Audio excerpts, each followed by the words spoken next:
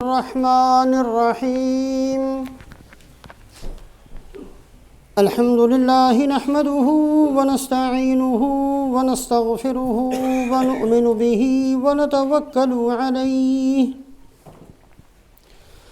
ونعوذ بالله من شرور أنفسنا ومن سيئات أعمالنا من يهده الله فلا مضل له ومن يضلله فلن تجد له وليا مرشدا أما بعد فقال الله تبارك وتعالى أعوذ بالله من الشيطان الرجيم بسم الله الرحمن الرحيم وما يستوي الأعمى والبصير والذين آمنوا وعملوا الصالحات ولا المسيء قليلا ما تتذكرون إن الساعة لآتية لا ريب فيها ولكن أكثر الناس لا يؤمنون وقال ربكم ادعوني أستجب لكم إن الذين يستكبرون عن عبادتي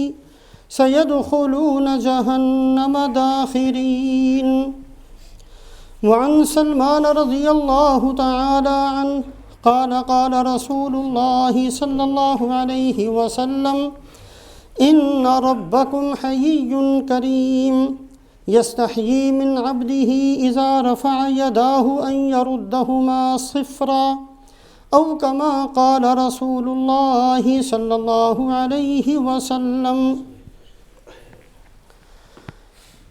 ایک معمولی اور ایک ادنا مسلمان ہونے کی حیثیت سے ہم سب اس بات کو جانتے ہیں کہ اللہ رب العزت نے ساری کائنات کے نظام کو اسباب کے ساتھ چلایا اور جوڑا ہے۔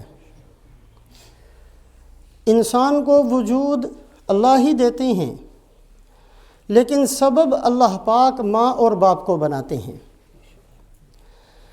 انسانوں کو رزق اللہ ہی پہنچاتے ہیں، لیکن سبب کے درجے میں اللہ پاک نے زمین کو، درختوں کو، دکانوں کو، مکانوں کو، ملازمتوں کو، ان چیزوں کو بنایا۔ صحت اللہ ہی کی طرف سے ملتی ہے، سبب کے درجے میں اللہ پاک نے علاج، معالجہ، دوائیں، ان چیزوں کو اللہ پاک نے سبب بنایا۔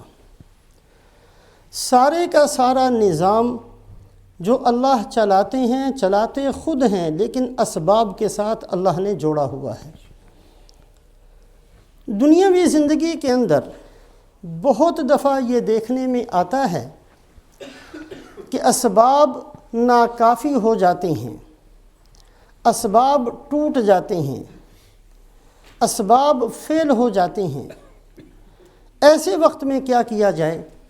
اس کے لیے رسول پاک علیہ الصلاۃ والسلام نے اپنی امت کو جو سب سے بڑا سبب، جو کبھی فیل نہیں ہوتا، کبھی نہیں ٹوٹتا، ایسا بہترین اور ایسا سب سے اونچا سبب اللہ کے نبی حضرت محمد صلی اللہ علیہ وسلم نے سکھایا، اور وہ سبب ہے اللہ سے دعا کا مانگنا۔ حدیث پاک میں آپ صلی اللہ علیہ وسلم فرماتے ہیں لا يرد القضاء الا الدعاء، اللہ کا فیصلہ جو اللہ کر چکے ہوتے ہیں، اس فیصلے کو نہ تو کوئی حکومت بدلوا سکتی ہے، نہ کوئی انسان بدلوا سکتا ہے، نہ کسی کی ہمت اور جرأت ہے کہ اللہ کے سامنے یہ مطالبہ کر سکے کہ اللہ اپنے فیصلے کو آپ بدل دیں۔ لا يرد القضاء الا الدعاء، اگر کوئی چیز ایسی ہے جو اللہ کے فیصلے کو بدل دیتی ہے تو وہ صرف دعا ہے۔ اسی وجہ سے آپ صلی اللہ علیہ وسلم نے فرمایا لیس شیء اکرم علی اللہ من الدعاء، اللہ کے نزدیک سب سے عزت والی، سب سے اونچی چیز اللہ سے مانگنا ہے۔ جب بندہ ہاتھ اٹھا کر اللہ سے مانگتا ہے، حضرت سلمان فارسی رضی اللہ تعالیٰ عنہ کی یہ روایت جو ابھی پڑھی گئی ہے، آپ صلی اللہ علیہ وسلم نے فرمایا اے میری امت، تمہارا رب اللہ پاک بہت شرم کرتے ہیں، بہت کریم ہیں، اللہ شرماتے ہیں کہ اللہ کے سامنے اللہ کا بندہ ہاتھ اٹھائے اور اللہ خالی ہاتھ واپس کر دے۔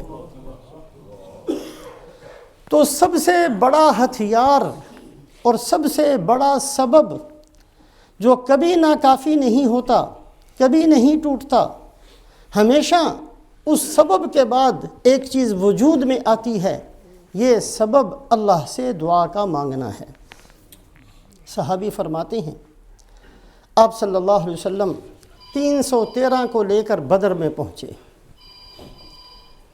یہ جو 313 صحابہ تھے بدر کے اندر، ان کی حالت کو آپ صلی اللہ علیہ وسلم نے ایک نظر سے دیکھا۔ کسی کے پاس سواری نہیں ہے، کسی کے پاس ہتھیار نہیں ہے، کسی کے پاس کپڑے نہیں ہیں، کوئی بھوکا ہے، کوئی پیاسا ہے، خالی ہاتھ ہیں، نہتے ہیں۔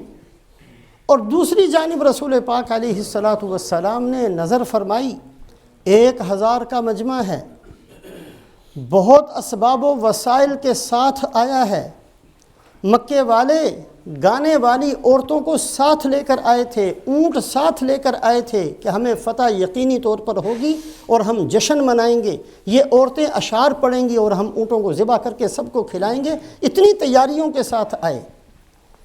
آپ صلی اللہ علیہ وسلم نے پہلے اپنے صحابہ پر نظر فرمائی، پھر آپ صلی اللہ علیہ وسلم نے مکے والوں کو دیکھا، اس کے بعد رسول پاک علیہ السلام نے اسی سبب کو اختیار فرمایا۔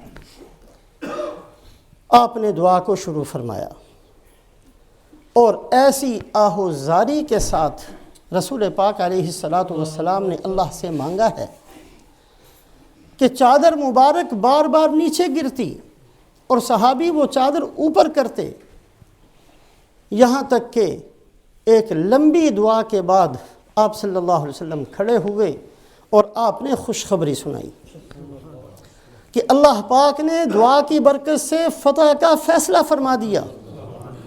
ایک مٹھی میں کتنا ہوتا ہے؟ ایک مٹھی ریت کی آپ صلی اللہ علیہ وسلم نے اٹھائی اور اس لشکر کی طرف جو 1000 کا لشکر تھا، مکہ سے تیاریوں کے ساتھ آیا تھا، ان کی طرف ایک مٹھی پھینکی ہے، ریت کی ایک مٹھی، اور فرمایا شاہت الوجوہ، یہ کلمات کا کہنا تھا۔ وہ چھوٹے چھوٹے ریت کے ذرات ہر کافر کی آنکھ میں پہنچے۔ اس ایک مٹھی ریت نے وہ کام کیا ہے جو شاید بڑے سے بڑا ہتھیار نہ کر سکتا۔ بڑے سے بڑے ہتھیار کو بھی استعمال کیا جاتا تو کسی پر پہنچتا، کسی پر نہ پہنچتا۔ یہ ایک ریت کی مٹھی اللہ رب العزت نے ہر اس کے ذرات کو ہر کافر کی آنکھوں میں پہنچایا، آنکھیں ملتے رہ گئے، اللہ نے مسلمانوں کو فتح دے دی۔ تو جہاں اسباب ختم ہو جاتے ہیں، اسباب ناقص ہو جاتے ہیں، اسباب جواب دے دیتے ہیں، اسباب ٹوٹ جاتے ہیں، اس میں کوئی شک نہیں کہ اللہ نے اسباب کے ساتھ دنیا کو چلایا ہے، لیکن ایک وقت ایسا آتا ہے کہ اسباب کام نہیں کرتے۔ ایسے وقت میں رسول پاک علیہ السلام نے اپنی امت کو یتیم نہیں چھوڑا، بلکہ اس وقت کے اندر بھی کون سا سبب اختیار کرنا ہے اس کی تعلیم دی ہے۔ حضرت عمر رضی اللہ تعالیٰ عنہ کا زمانہ خلافت ہے، قحط پڑا، اور یہ قحط اتنا شدید تھا کہ کتابوں کے اندر اس قحط کا نام ہے قحط الرماد۔ رماد کہتے ہیں راکھ کو۔ اتنا شدید قحط کہ صورتیں راکھ جیسی ہو گئیں۔ کتابوں کے اندر یہ بات ملتی ہے کہ جنگلی جانور، سانپ، بچھو، بھیڑیا، شیر، یہ جو جنگلوں کے اندر رہنے والے جانور ہیں، اتنا شدید قحط تھا کہ وہ بھی شہر کے اندر آ گئے۔ سانپ نے کاٹنا چھوڑ دیا، بھیڑیے نے پھاڑنا چھوڑ دیا، شیر نے حملہ کرنا چھوڑ دیا، انسانوں کے اندر آ کر گھل مل کر رہنے لگے۔ بھوک اس قدر زیادہ شدید ہو گئی، جو کچھ تھا سب ختم ہو گیا۔ لمبا زمانہ گزر گیا ہے قحط کے اندر، قحط الرماد کتابوں کے اندر اس قحط کا نام ہے۔ ایک صحابی نے اپنی بکری کو ذبح کیا، اس کے اندر سوائے خون اور ہڈیوں کے ایک بوٹی بھی گوشت نہیں نکلی۔ قحط اتنا تھا، جانور بھی سوکھ گئے۔ یہ صحابی اسی غم کے اندر لیٹ گئے۔ رسول پاک علیہ السلام کی زیارت ہوئی، آپ نے فرمایا کہ جا کر عمر کو میرا سلام کہو اور یہ کہو کہ اے عمر تھوڑی سی ہوشیاری سے کام لو۔ کوئی یہ نہ سمجھے کہ معاذ اللہ حضرت عمر رضی اللہ تعالیٰ عنہ نے ہوشیاری کو چھوڑ دیا تھا، ایسی بات نہیں تھی۔ یہ ایک درجہ ہوتا ہے، ترقی کرتے کرتے کرتے کرتے ایک درجے پر انسان ایسا پہنچتا ہے کہ اللہ کی تقدیر پر راضی رہنا یہی اس کے لیے ضروری بن جاتا ہے۔ حضرت ابراہیم علیہ السلام کو آگ میں ڈالے جانے کی تیاری ہو رہی ہے، فرشتے چیخ اٹھے ہیں آسمان کے اندر، جبرائیل علیہ السلام آ کر کہتے ہیں کہ اے خلیل اللہ، اللہ سے دعا مانگ لیجئے۔ حضرت ابراہیم فرماتے ہیں کہ نہیں، میں نے دعا نہیں مانگنی۔ یہ نہیں کہ ان کو پتہ نہیں تھا کہ دعا پر مدد نہیں آئے گی، بلکہ رضا بالقضاء یہ ایک درجہ ہوتا ہے جو نبوت کا ایک درجہ ہے۔ حضرت عمر رضی اللہ تعالیٰ عنہ اس وقت اس درجے کے اندر تھے کہ نہیں، اللہ جس حالت میں رکھیں گے ہم خوش ہیں، اس لیے نہ دعا فرمائی تھی۔ جیسے حضرت ایوب علیہ السلام نے لمبا زمانہ مرض کا گزارا ہے، اور پھر بہت سالوں کے بعد جب یہ دعا کی کہ اللہ اس مرض کو دور فرما، تو اللہ نے فرمایا ہم تو کب سے انتظار میں تھے، دعا کرو تو صحیح۔ حضرت یعقوب علیہ السلام 40 سال یوسف علیہ السلام کی جدائی میں روتے رہے، نہیں کہا کہ اللہ میرا بیٹا دلوا دے، نہیں کہا۔ 40 سال کے بعد جب غم بہت زیادہ ہو گیا اس وقت کہا، تو اللہ نے فرمایا کہ تیرا بیٹا زندہ ہے، اگر اس کو موت بھی آ چکی ہوتی تو میں زندہ کر دیتا۔ یہ ایک درجہ تھا، اللہ کی تقدیر پر اللہ جس حالت میں رکھے اس پر راضی رہنا۔ حضرت عمر رضی اللہ تعالیٰ عنہ اس وقت اس درجے کے اندر تھے، نہیں دعا مانگی تھی، لیکن جب رسول پاک علیہ السلام کا پیغام پہنچا، ہوشیاری اس کا مطلب یہ ہے کہ آپ تو اس درجے پر ہو، ساری انسانیت تو اس درجے پر نہیں ہے، ان کے لیے تو مانگ لو۔ اب حضرت عمر رضی اللہ تعالیٰ عنہ نے جب دعا مانگی ہے تو صحابہ فرماتے ہیں کہ ہم نے آسمانوں کے اندر سے آواز سنی، اتاک الغوث یا ابا حفص، اے عمر ہم آگے، بادلوں کے اندر سے کہ ہم پہنچ گئے ہیں، جہاں کہو گے وہاں برسیں۔ تو رسول پاک علیہ السلام نے اپنی امت کو جہاں اسباب ختم ہو جائیں، اسباب ناقص ہو جائیں، اسباب جواب دے دیں، اسباب ٹوٹ جائیں، ایسے وقت میں رسول پاک علیہ السلام نے اپنی امت کو کیا سکھایا کہ ایسے وقت میں اللہ کا دروازہ کھٹکھٹایا جائے۔ سب سے بڑا سبب، سب سے مضبوط سبب کون سا ہے؟ اللہ سے دعا کا مانگنا، یہ سب سے زیادہ مضبوط قسم کا سبب ہے۔ 8ویں صدی کے اندر مسلمان فاتحین بہت سارے ہوئے ہیں۔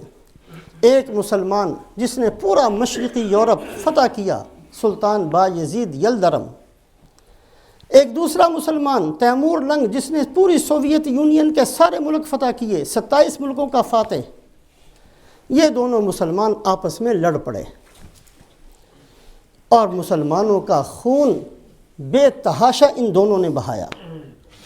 اس میں سب سے زیادہ خون بہانے والا تیمور لنگ تھا۔ مسلمانوں کو زندہ درگور کر دینا، قتل کر دینا، یہ اس کے لیے بہت آسان ہو گیا، یہاں تک کہ بغداد تک پہنچ گیا۔ موصل کے قریب ایک جگہ ہے جزر، وہاں کے علامہ جزری رحمۃ اللہ علیہ، انہوں نے رسول پاک علیہ السلام کی ساری دعاؤں کو اکٹھا کیا۔ حصن حسین جو آج بھی کتاب ملتی ہے، وہ ساری دعائیں ہیں جو آپ صلی اللہ علیہ وسلم نے بتائیں، اور ان دعاؤں کو پڑھ کر پھر اللہ سے مانگے، اللہ اس فتنے سے امت مسلمہ کو نجات دے۔ بدھ اور جمعرات کی درمیانی رات میں یہ دعا مانگی ہے۔ آپ صلی اللہ علیہ وسلم کی خواب میں زیارت ہوئی، آپ نے فرمایا کیا چاہتے ہو؟ کہا یا اللہ، یا رسول اللہ، یہ ایک مصیبت ساری امت پر آ گئی، کسی مسلمان کی عزت نہیں بچ رہی، کسی کا خون نہیں بچ رہا، کوئی مسجد محفوظ نہیں رہ گئی، کوئی مدرسہ محفوظ نہیں رہ گیا، یہ ایک مصیبت کی طرح ہم پر چھا گیا ہے۔ آپ نے ہاتھ اٹھائے اور فرمایا اللہ تمہاری مدد کریں گے۔ 3 دن کے اندر اندر وہ بھاگ گیا۔ رسول پاک علیہ السلام نے سب سے مضبوط اور سب سے طاقتور سبب اپنی امت کو کیا دیا؟ اللہ سے دعا کا مانگنا۔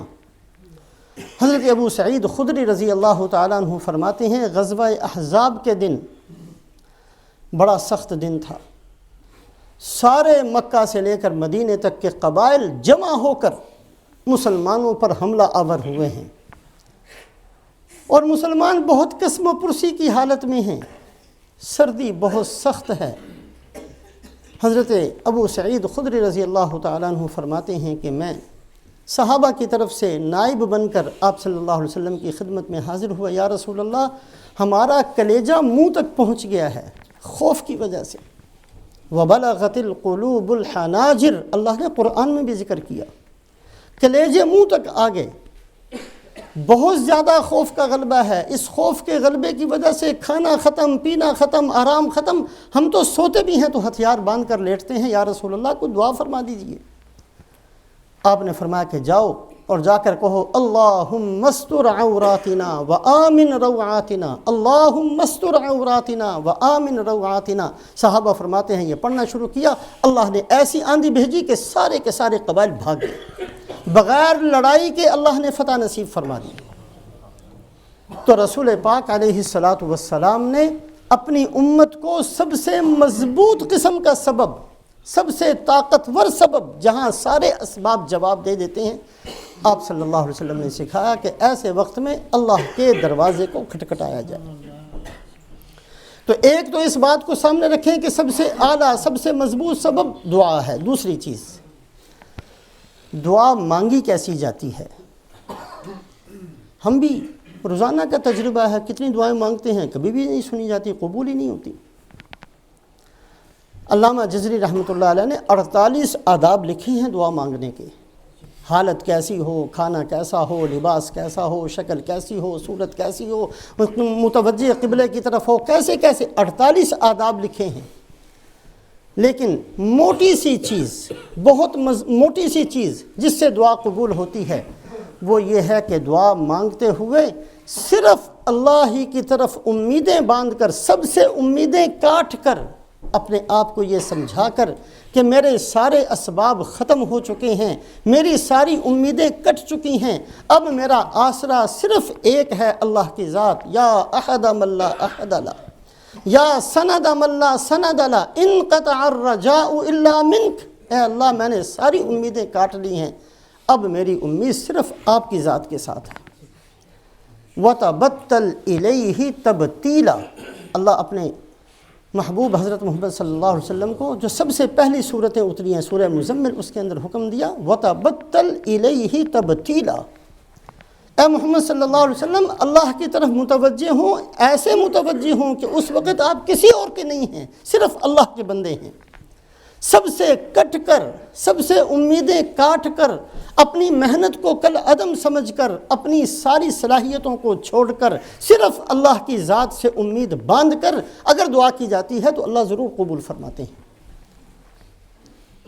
حضرت جنید بغدادی رحمۃ اللہ علیہ کی خدمت میں ایک عورت آئی، آ کر کہنے لگی کہ جی حضرت میرا بیٹا گم ہو گیا، کئی دن ہو گئے آئے نہیں گھر میں، بڑی پریشانی ہے، بہت زیادہ مجھے یاد ستا رہی ہے، میرے دل کے اندر بہت بے قراری اور بے اطمینانی کی کیفیت ہے۔ حضرت جنید بغدادی رحمۃ اللہ علیہ نے سر جھکایا، فرمایا کہ صبر کرو، صبر ہی بہترین علاج ہے۔ وہ اٹھ کر چلی گئی۔ اگلے دن پھر آئی، حضرت میرا بیٹا گم ہو گیا ہے، کتنے دن سے کوئی اس کی خبر نہیں ہے۔ حضرت جنید بغدادی رحمۃ اللہ علیہ نے سر جھکایا، فرمایا صبر کرو، صبر ہی بہترین علاج ہے۔ وہ پھر چلی گئی۔ کئی دفعہ اس نے ایسا کیا، کبھی دن میں 1 دفعہ، کبھی دن میں 2 دفعہ، بار بار آتی رہی اور آ کر یہی درخواست، حضرت میرا بیٹا مل نہیں رہا، پریشانی بڑھتی چلی جا رہی ہے اور میں بہت زیادہ بے قرار، بے اطمینانی میرے اندر بڑھتی چلی جا رہی ہے۔ آئی تو اس لیے تھی کہ کوئی دعا کر دیں، میرا بیٹا مل نہیں رہا۔ اور حضرت جنید بغدادی رحمۃ اللہ علیہ ہر صورت میں فرماتے کہ نہیں صبر کرو، صبر ہی بہترین، اٹھ کر چلی جاتی۔ ایک دن آئی اور آ کر جب یہی درخواست پیش کی کہ جی میرا بیٹا نہیں مل رہا، بڑی پریشانی ہے، اور حضرت جنید بغدادی نے جب فرمایا کہ جا کر صبر کرو، تو وہ پھوٹ پھوٹ کر رونے لگ گئی کہ جی حضرت اب تو صبر بھی نہیں ہوتا، صبر کا بھی پیمانہ لبریز ہو چکا، میں صبر سے بھی آگے نکل گیا، اب تو مجھ سے برداشت ہی نہیں ہو رہا۔ جب وہ چیخ مار کر اور پھوٹ پھوٹ کر روئی ہے تو حضرت جنید بغدادی رحمۃ اللہ علیہ فرمانے لگے کہ جا تیرا بیٹا گھر پہنچ گیا ہے۔ اب یہ گئی تو واقعی بیٹا گھر میں موجود تھا۔ لوگوں نے کہا آپ کو کیسے پتہ چل گیا کہ بیٹا پہنچ گیا؟ کہا جب تک اس کی امیدیں ادھر ادھر جڑی ہوئی تھیں، قبولیت نہیں آ رہی تھی۔ آج جب یہ سب سے امیدیں کاٹ کر بل بلا کر رونے لگی ہے تو اللہ پاک نے قبولیت اس کے آثار میں نے دیکھ لیے، جس کی بنیاد پر میں نے کہہ دیا کہ تیرا بیٹا پہنچ گیا۔ وَتَبَتَّلْ إِلَيْهِ تَبْتِيلًا، اللہ سے مانگنا تو ایسا مانگنا کہ سب سے نا امید ہو کر، سب سے امیدیں کاٹ کر پھر اللہ کے سامنے جب ہاتھ اٹھتا ہے تو اللہ ضرور قبول کرتے ہیں۔ حضرت شیخ سعدی رحمۃ اللہ علیہ کے اشعار بڑے مشہور ہیں۔ تنم میں بلرزد چو یاد آمدم، مناجات شورید اے در حرم، کہ میں گفت با حق بزاری بسے، میفگن کہ دستم نگیرد کسے۔ شیخ سعدی فرماتے ہیں کہ میرے اندر کب کبھی پیدا ہو جاتی ہے جب میں اس منظر کو یاد کرتا ہوں۔ ایک منظر دیکھا ہے میں نے، ایک دعا مانگنے والے کو میں نے دیکھا ہے، ایک بندے کو اللہ کے سامنے آہوزاری کرتے میں نے دیکھا ہے، دعا مانگتے تو پتہ نہیں کتنوں کو دیکھا ہوگا۔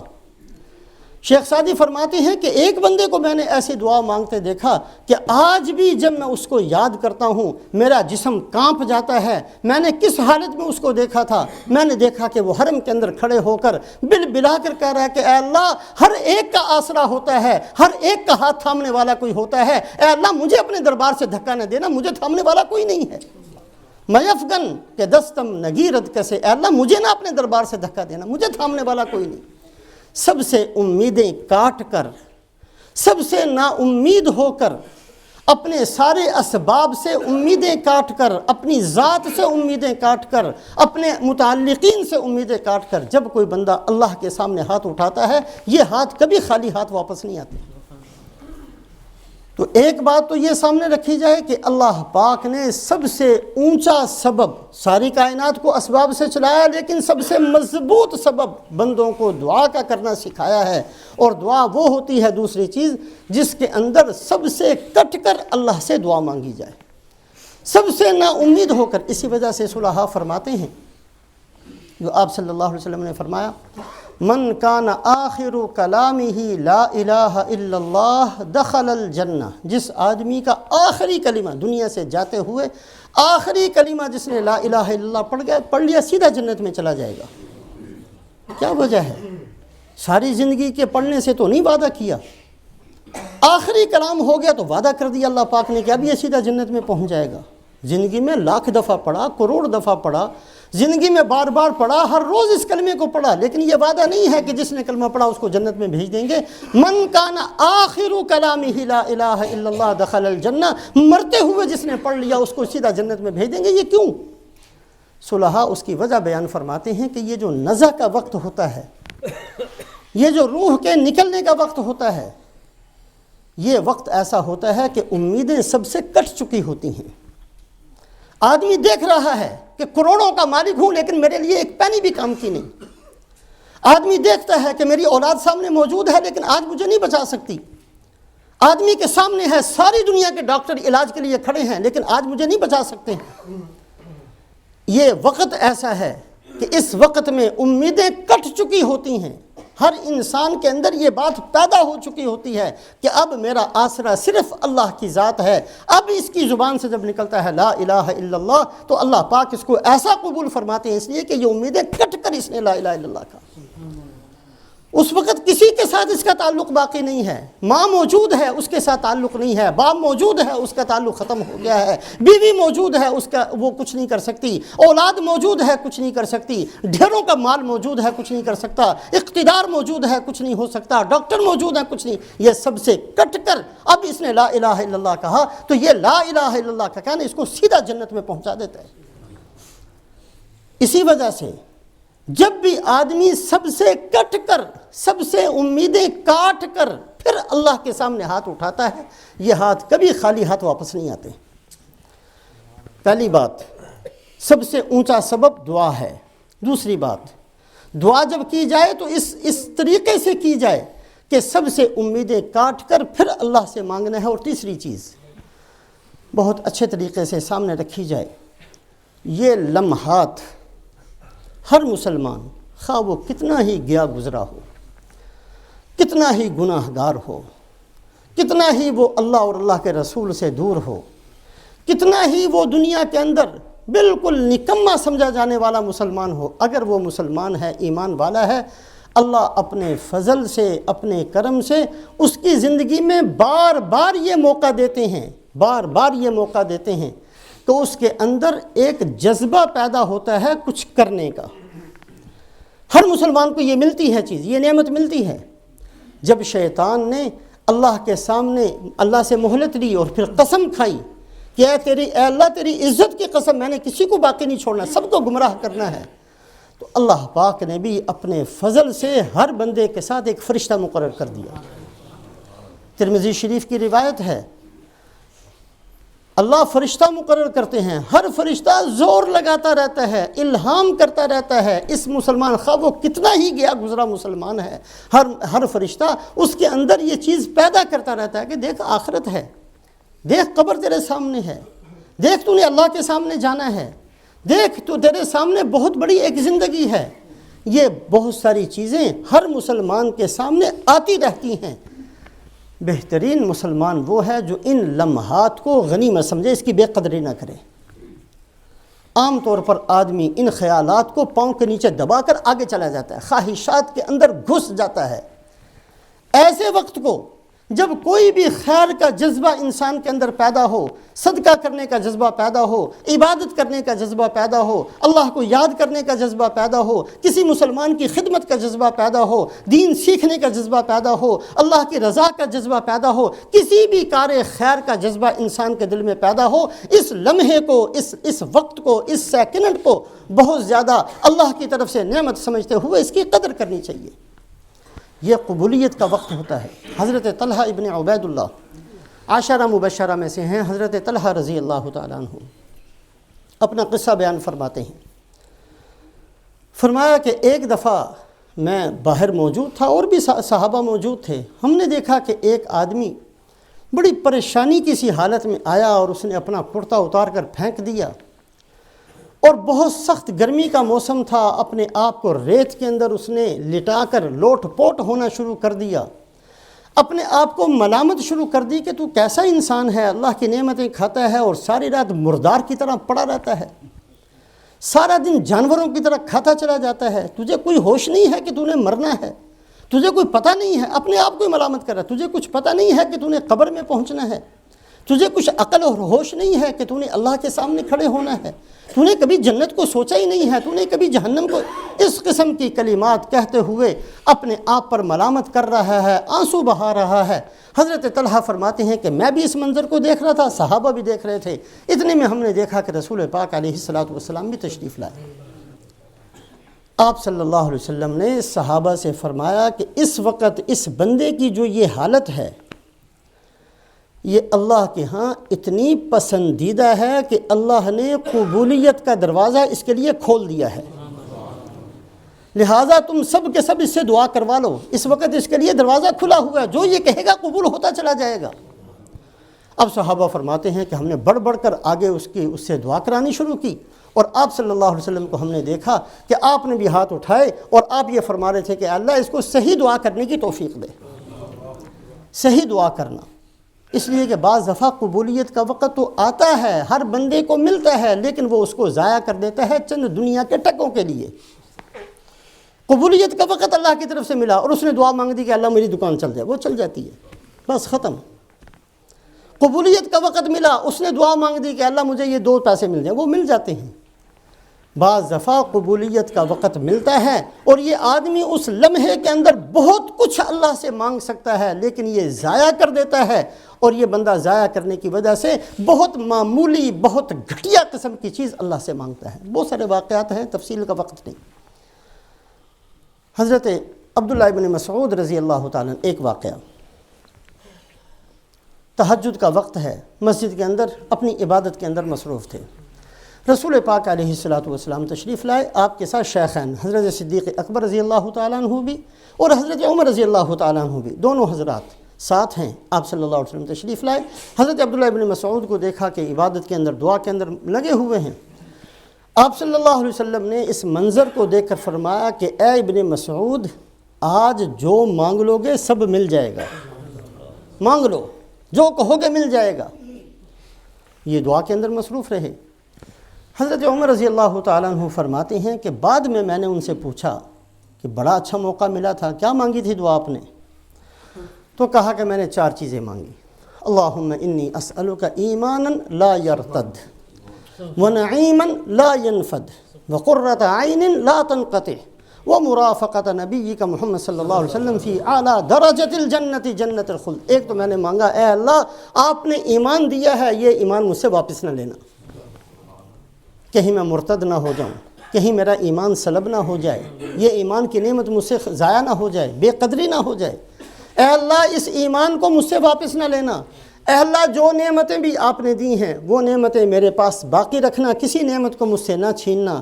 اے اللہ جو آنکھوں کی ٹھنڈک آپ نے مجھے دی ہے، اے اللہ یہ بھی مجھ سے واپس نہ لینا، اور قیامت والے دن میں رسول پاک علیہ الصلوۃ والسلام کا ساتھ چاہتا ہوں، اسی جنت میں رہنا چاہتا ہوں جو آپ کی جنت ہے۔